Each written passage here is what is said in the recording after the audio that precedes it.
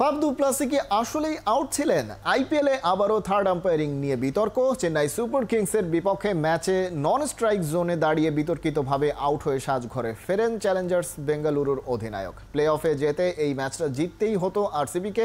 ব্যাটিংয়ে নেমে শুরু থেকে ফাফ দু প্লাসি ছিলেন আক্রমণাত্মক। 39 বলে 54 রান করেও ফেলেছিলেন তিনি। আরসিবির ইনিংসে 13তম ওভারের শেষ বলে স্ট্রাইকে ছিলেন রজত পাতিদার। দু প্লাসিকে ক্রিজ ছেড়ে কিছুটা বের হয়ে থাকতে দেখে বলে আঙুল ছোঁয়ান বোলার স্যান্টনার। তাতে নন স্ট্রাইকার জোনের স্টাম্প ভেঙে যায়। তবে যখন স্টাম্প ভেঙে যাচ্ছিল তখন আদৌ ফাফ ক্রিজে ঢুকে পড়েছিলেন কিনা তা নিয়ে যেমন প্রশ্ন ছিল, আম্পায়ার রিভিউ নিলে থার্ড আম্পায়ার আউট দিয়ে দেন, আর তা নিয়েই তৈরি হয় বিতর্ক।